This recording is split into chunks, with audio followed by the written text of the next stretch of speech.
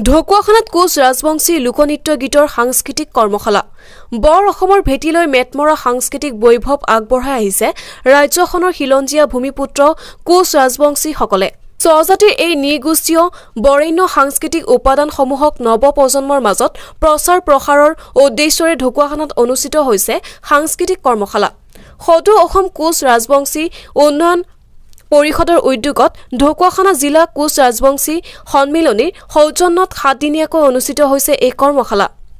ঢকুৱাখানা জিলা সন্মিলনীৰ উদ্যোগত মৰনৈ গাঁও পঞ্চায়তৰ প্ৰেক্ষাগৃহত এই সাংস্কৃতিক কৰ্মশালা অনুষ্ঠিত হৈছে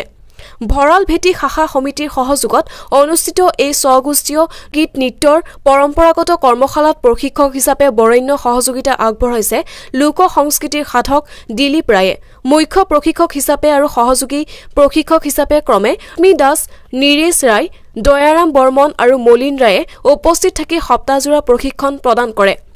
ঢকুৱাখানা জিলা সমিতিৰ অন্তৰ্গত 1.5 শতাধিক যুৱ প্ৰজন্মই ভূমিপুত্ৰ কোচ ৰাজবংশীসকলৰ লোকনৃত্য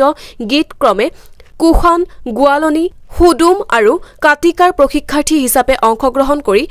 কোচ ৰাজবংশীসকলৰ এই লোকগীত নৃত্যৰ প্ৰণালীবদ্ধ চৰ্চা আয়ত্ত কৰি উপকৃত হয় মই পোনপ্ৰথমে আগত ধন্যবাদ দিব লাগিব আমাৰ কোচ ৰাজবংশী ডেভেলপমেণ্ট কাউন্সিল আৰু কোচ ৰাজবংশী কালচাৰেল সোসাইটি আৰু লগতে আমাৰ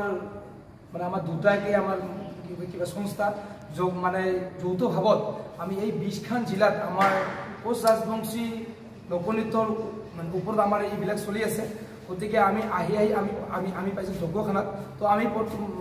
ঢকুৱাখানাত আমি ধন্যবাদ দিব লাগিব কোচ ৰাজবংশী সন্মিলনীৰ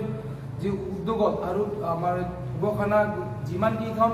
গাঁও আছে সেইখন আঞ্চলিকৰ উদ্যোগত আমাৰ যি 7 দিনীয়া কৰ্মশালাত ইয়াত প্ৰায়ভাগে আমাৰ ষ্টুডেণ্ট 170 মান আমাৰ ইয়াত পাৰ্টিচিপেট কৰিছে মোৰ লগত আমাৰ সুদূৰ কোচবিহাৰৰ পৰা আহিছে দয়াৰাম বৰ্মন মলিন ৰায় আৰু আমাৰ ধুবুৰীৰ পৰা আহিছে নিৰেশ দা বঙাইগাঁৱৰ পৰা আহিছে আমাৰ ৰশ্মি দাস মই আহিছোঁ কোকৰাঝাৰৰ পৰা এইখিনি আমি এটা হেৰাই যোৱা কোচ ৰাজবংশী লোক যিটো আমাৰ যিটো কালচাৰেল বা আমাৰ নৃত্য এই আমাৰ হেৰাই যোৱাখিনি আমি পুনৰ উদ্ধাৰৰ কাৰণে আমি এই প্ৰতিখন জিলাই আমাৰ যিটো কাৰ্যসূচী আমাৰ চলি আছে বাকীখিনি আমাৰ ৰশ্মি আছে হয় আপোনালোকৰ উদ্দেশ্যটো ইয়াত সংকলিত হৈ আছে যেহেতু আমাৰ কোচ ৰাজবংশী হেৰাই যোৱাৰ যি পৰম্পৰা এই পৰম্পৰাক ধৰি ৰখাৰ কাৰণে আজি আপোনালোকে এনেকুৱা এটা পদক্ষেপ লৈছে খুব সুন্দৰ আপোনালোকৰ এই নৃত্য প্ৰতিযোগিতা কৰ্মশালাত কি বিশেষকৈ শিকাইছে হয় বিশেষকৈ আমাৰ কৰ্মশালাত আমাৰ লোকনৃত্যখিনি হ'ল গোৱালনী কুশান কাৰ্তিকা আৰু হুদুম নৃত্য আমাৰ এইখিনি মেইন হয় এইকাৰণে সেইখিনি আমাৰ প্ৰশিক্ষণ দিয়া হৈছে এইখিনিয়ে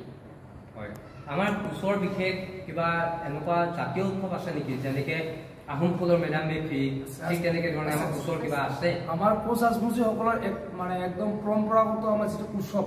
আমাৰ বিচুৱা বুলি কয় বিচুৱা বহাগৰ যিটো প্ৰথম আমাৰ যিটো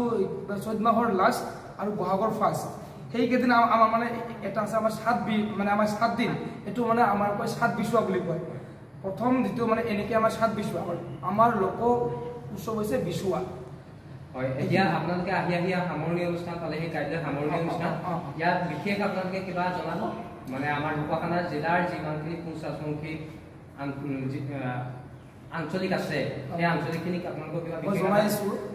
আমাৰ অহাকাইলৈ যি আমাৰ সামৰণি অনুষ্ঠান গতিকে আমাৰ ঢকুৱাখানা অঞ্চল যি আমাৰ সন্মিলনীৰ যিকেইটা আঞ্চলিক গোট আছে বা আমাৰ ৰাইজখিনি আছে মই চবকে আহিবৰ কাৰণে মই অনুৰোধ কৰিছোঁ যে আমাৰ অহাকাইলৈ আমাৰ যিটো আমি ইয়াত যে 7 দিনী প্ৰশিক্ষণ কৰিলোঁ এতিয়া আমাৰ এইটো আমাৰ সামৰণি অনুষ্ঠান হ'ব মই আহিবলৈ মই অনুৰোধ কৰিছোঁ ধন্যবাদ